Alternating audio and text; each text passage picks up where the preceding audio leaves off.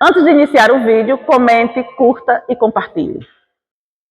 Meus irmãos, graças e paz, vamos abrir a palavra do Senhor na carta do apóstolo Paulo aos Gálatas, capítulo 5, a partir do versículo 7.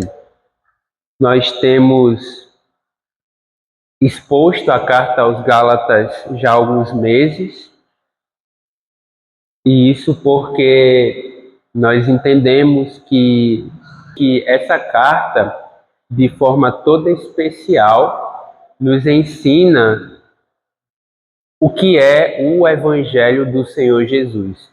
E nesse ano de 2025, um dos nossos objetivos como igreja é reforçar as nossas bases espirituais.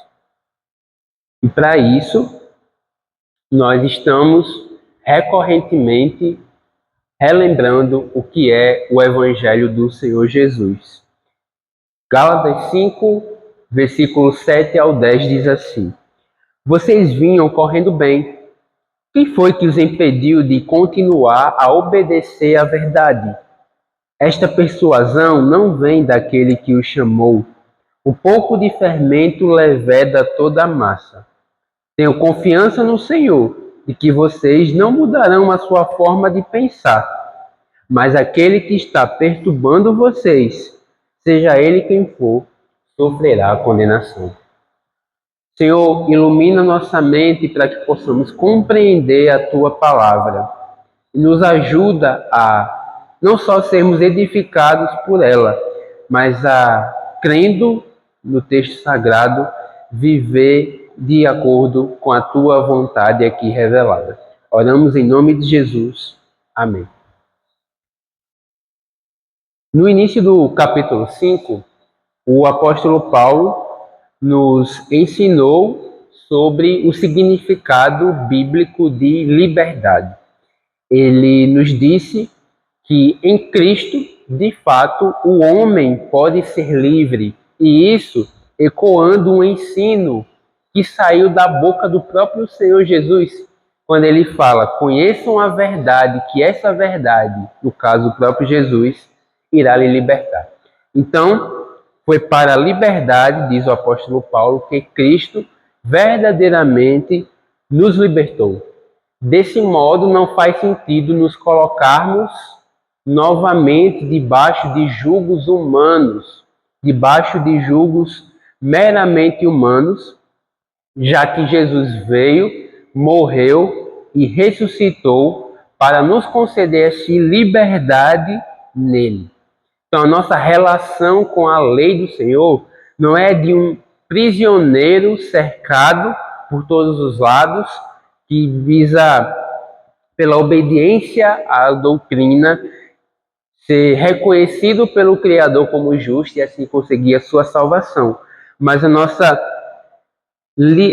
nosso relacionamento com a lei é o relacionamento de alguém que, livre por Cristo, decidiu em amor obedecer à vontade do seu Senhor. Na última pregação, com base nos versos 5 e 6 desse capítulo aqui, nós vimos que os que estão em Cristo estão unidos em um único corpo. E essa união não se dá porque todas essas pessoas têm os mesmos gostos em comum, porque elas nasceram na mesma cidade ou por algo assim, mas elas são elas estão unidas porque elas possuem o mesmo Redentor. Elas possuem o mesmo Senhor, elas creem na pessoa bendita de Jesus. Então, para fins espirituais, o que importa é que nós estejamos em Cristo. O que importa é que nós creiamos no nome dele, na sua pregação, na sua mensagem, e como consequência dessa fé, nós fazemos a prática de boas obras. É o que Paulo diz no final do verso 6. O que importa é a fé que atua, que opera, que trabalha pelo amor. Agora, a partir do versículo 7, Paulo vai utilizar uma metáfora esportiva muito comum nos seus dias para relembrar os Gálatas sobre a espiritualidade deles até o momento em que os falsos profetas entraram naquela igreja. Paulo vai falar para eles: vocês vinham correndo muito bem. Ou seja, até a visita dos falsos profetas, os gálatas vinham evoluindo na fé em Cristo. Eles vinham crescendo espiritualmente, e isso era motivo de alegria por parte do apóstolo Paulo. Aqueles irmãos encorajavam outros através do seu bom exemplo espiritual. As notícias que Paulo havia recebido até então eram muito positivas. E quando nós vemos irmãos na fé, firmes, evoluindo, crescendo na graça e no conhecimento de Deus, o nosso coração se alegra com isso. Lá na segunda carta de João, no versículo 4, o apóstolo diz: fiquei muito alegre por ter encontrado alguns de seus filhos que andam na verdade, de acordo com o mandamento que recebemos do Pai. Então o apóstolo João viu o comportamento de alguns membros de uma igreja específica da sua época, e por ver que aquele comportamento era um comportamento digno do evangelho, ele ficou alegre, ele ficou contente. Quando nós temos uma experiência similar à de João, quando nós vemos pessoas que nós conhecemos na igreja, pessoas que participaram de obras de evangelização conosco, décadas depois talvez, firmes na fé, amando cada vez mais a Deus e vivendo para a glória do seu nome, o nosso comportamento deve ser esse. A gente deve se alegrar, porque o Senhor tem preservado os seus. Porém, algo aconteceu dentro daquela igreja local, da igreja dos Gálatas, que fez com que o apóstolo Paulo modificasse o seu tom ao tratar com eles. E isso porque o apóstolo Paulo soube que os gálatas estavam se desviando doutrinariamente da verdade que ele, o apóstolo Paulo, tinha anunciado anos antes àquela comunidade. Então, desde o capítulo 1, a gente percebe o apóstolo Paulo falando de forma mais abrupta, de forma mais firme com aqueles irmãos. O tom da carta é um tom de seriedade. A gente viu aqui na igreja que em capítulos anteriores, por exemplo, ele fala: Gálatas, vocês são insensatos. Vocês são insensatos. Quem foi que enfeitiçou vocês? Então, algo aconteceu no meio daquela comunidade. Algo estava ocorrendo no meio daquela igreja que fez com que o apóstolo Paulo, pastoreando aquele rebanho como um homem de Deus, pegasse mais pesado com aqueles irmãos. E o que aconteceu foi que os gálatas passaram a permitir mais influências no meio da igreja. Eles estavam dando espaço em seus púlpitos para pregadores que anunciavam legalismo, moralismo e que, como ele diz aí no final do verso 7, que impedia os gálatas de continuar a obedecer à verdade. Os falsos profetas estavam servindo de barreira para que os gálatas continuassem a sua vida de fidelidade ao Senhor. Eles estavam fazendo algo parecido ao que Satanás fez quando na primeira carta aos Tessalonicenses, Paulo diz que ele impediu o apóstolo Paulo de ir até a igreja dos Tessalonicenses. A Bíblia diz: por isso quisermos ir até vocês, pelo menos eu, Paulo, por mais de uma vez, porém Satanás os barrou o caminho. A ideia em Tessalonicenses e aqui em Gálatas é a mesma. Uma força espiritual maligna estava impedindo aqueles homens de fazerem a vontade do Senhor. Satanás, como pai da mentira, age desse modo. ele faz com que se torne muito mais difícil você e eu seguirmos o caminho da verdade. Ele quer ser uma barreira entre você e entre Deus. E os falsos profetas, semelhantemente ao diabo, estavam na igreja dos Gálatas atuando com um único objetivo: fazê-los tropeçar, fazê-los seguir uma doutrina que não tem a ver com o evangelho anteriormente anunciado. Eles queriam impedir os Gálatas de seguirem a verdade do evangelho. No capítulo 2 da carta aos Gálatas, como Geraldo leu agora há pouco, nós vemos que foi exatamente essa exortação que o apóstolo Paulo fez ao apóstolo Pedro. Quando ele percebeu que com a sua atitude, com a sua conduta, aquele homem não estava andando de acordo com a verdade do evangelho, ele o repreendeu. Aqui, portanto, no capítulo 5, nós temos homens mal intencionados tentando, de todos os modos, afastar os Gálatas da mensagem da cruz, os tornando não homens e mulheres que vivem para a glória de Deus, que foram libertos por Cristo e que vivem a verdadeira liberdade no Senhor, mas homens que estavam tentando tornar aqueles crentes moralistas, legalistas, pessoas que não mais viviam com base na mensagem do Evangelho. Por isso, eles não eram homens de Deus. Diz Paulo no verso 8, esta persuasão, esta tentativa de afastar vocês da mensagem do Evangelho, não vem daquele que os chamou. Porque a mensagem que eles estão anunciando é totalmente diferente da mensagem do Senhor. Então, ceder ao ensino dos falsos profetas não era sinal de obediência a Deus. Na verdade, eles estavam preferindo obedecer a homens. Na verdade, irmãos,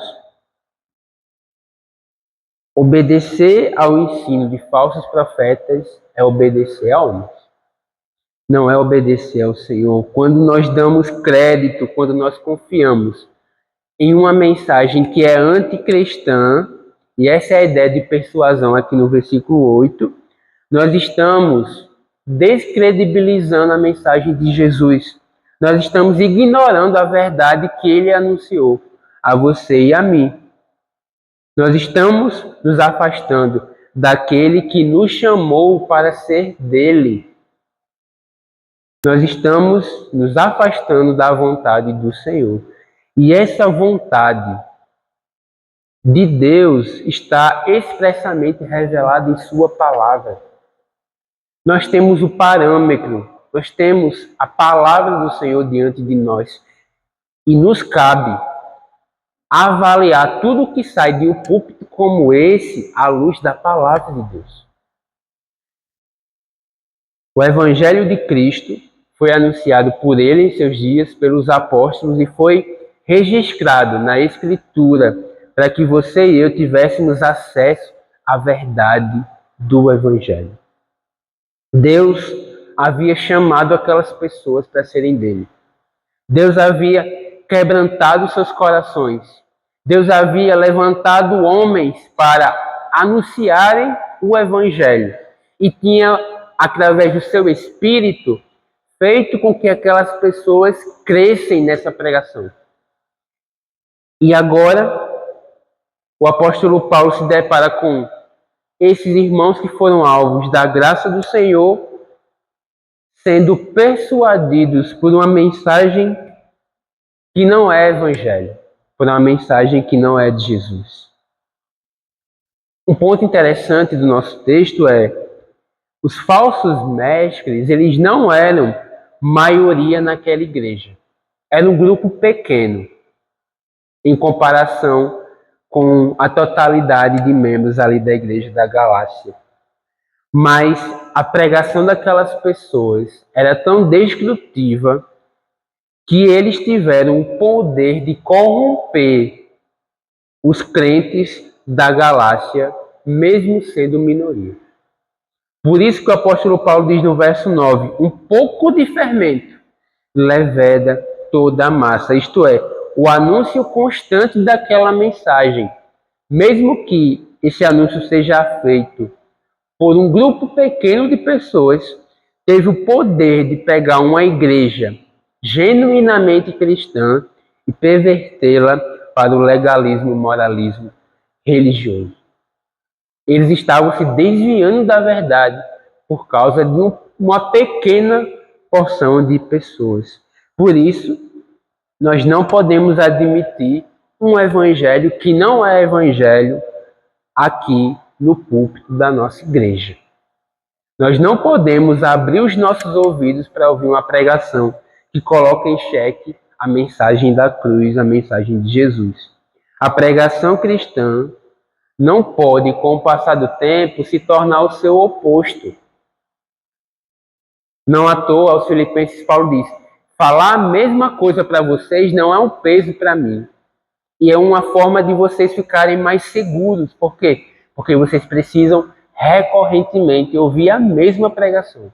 Vocês precisam ouvir o Evangelho todos os domingos, independentemente do texto exposto. Você e eu precisamos ouvir o Evangelho de Jesus. Se nós cedermos um pouquinho que só, logo, logo, toda a igreja estará contaminada pelo falso Evangelho. Mas não somente você e eu nos importamos com a pureza doutrinária da igreja. Tem alguém muito mais interessado em que a igreja persevere na doutrina correta. Esse alguém é o Senhor. O verso 10 diz: tenho confiança no Senhor de que vocês não mudarão a sua forma de pensar, mas aquele que está perturbando vocês, seja ele quem for, sofrerá condenação. Paulo tinha plena certeza de que a tentativa de macular a pureza doutrinária da igreja não seria uma atitude que ficaria sem a resposta de Deus. O Senhor traria juízo sobre esses que estavam tentando afastar o povo do Senhor da sua própria verdade, dos seus retos caminhos. As punições mais severas vistas no Novo Testamento são para esses homens que a Bíblia intitula de falsos profetas. Esses serão julgados de forma mais ríspida e mais poderosa por parte de Deus. Então, Paulo confiava que o Senhor traria, sim, o juízo sobre essas pessoas. Uma atitude como essa não poderia passar impune. Além disso, Paulo também confiava que os Gálatas haviam recebido o Evangelho em seu coração. Os Gálatas haviam crido naquela mensagem. Por mais duro que ele fosse, ele tratou esses irmãos como irmãos. Ele não tinha desistido dos Gálatas. Ele continuava tentando pastoreá-los, mesmo que eles estivessem passando por esse momento de confusão doutrinária. Então, Paulo cria que os Gálatas haviam recebido o Evangelho genuinamente. E eles sabiam que a lógica do Evangelho não compactuava com aquele falso ensino. Por isso ele diz: tenho confiança no Senhor de que vocês não vão mudar a sua forma de pensar. De que no final das contas vocês vão acordar e perceber que essa mensagem que tem atraído vocês é uma mensagem puramente humana. Que isso não tem conexão nenhuma com o Evangelho. Então, era inconcebível para o apóstolo Paulo que aqueles irmãos substituíssem a sua visão de mundo, o Evangelho, por qualquer outra doutrina que a eles fosse apresentada. Todos deveriam, nesse sentido, ter o mesmo modo de pensar. Como nós vimos hoje no final da tarde, à luz de Filipenses capítulo 2. Tenham o mesmo modo de pensar, tenham a mesma atitude que Jesus. Só que tal coisa não diminuía em nada a responsabilidade dos falsos mestres por estarem perturbando a igreja do Senhor. Paulo não sabia necessariamente quem eram essas pessoas que ele caracteriza aqui como perturbadores. Porém, Deus sabia. Deus conhecia quem eram esses que estavam pervertendo a sua igreja. E tratando desse grupo, o apóstolo Paulo fala lá aos Coríntios, no capítulo 11 da sua primeira carta, verso 15, o seguinte: o fim desses homens, o fim dos falsos profetas, será conforme as suas obras. Deus vai pedir explicações no juízo final a esses homens. Cada um vai ter que prestar contas pelos seus atos. Por isso, mesmo que os Gálatas se recusassem a crer naquela falsa pregação, o Senhor traria condenação para os falsos profetas só pela tentativa de perverter a fé genuína dos cristãos na Galácia. Irmãos, o que nós aprendemos com esse texto é que com doutrina não se brinca. Não dá para abrir exceção para falso ensino. Você e eu precisamos conhecer perfeitamente a palavra de Deus. Nós precisamos crescer diariamente no conhecimento da verdade. Quanto mais você conhece a verdade, melhor é a sua vida. Eu já falei isso para os irmãos algumas vezes. Tem pessoas mundo afora que realmente creem em Jesus. Pessoas mundo afora que nasceram de novo e que, se morrerem agora, estarão com o Pai, estarão com o Filho nos céus. Mas, ao mesmo tempo, essas pessoas podem ter certa ignorância quanto a alguns dogmas bíblicos, e porque elas não conhecem tão a fundo a palavra de Deus, mesmo sendo crentes, elas ainda podem ter a sua vida espiritual prejudicada. Eu cito um exemplo que eu tive conhecimento ano passado. Uma irmã, realmente uma mulher de Deus, alguém que nasceu de novo, compartilhou comigo e com algumas outras pessoas que ela não saía da igreja dela porque o pastor tinha dito que, se ela saísse daquela denominação, Deus iria castigá-la, Deus iria amaldiçoá-la. E ela, uma pessoa muito humilde em termos de conhecimento bíblico, mesmo crendo no Senhor Jesus, por não conhecer plenamente a revelação do Senhor, acabou sendo dominada por aquele falso ensino. Se ela conhecesse a palavra de Deus melhor, mais profundamente, ela faria assim: beleza, pastor, tchau, iria embora. Mas como ela não tinha uma compreensão maior da revelação, ela ficou por muito tempo cativa àquele falso profeta. Quanto mais você conhecer a palavra, melhor vai ser a sua qualidade de vida. Melhor vai ser o seu relacionamento com o próximo e, principalmente, melhor vai ser o seu relacionamento com o Senhor. Vamos orar?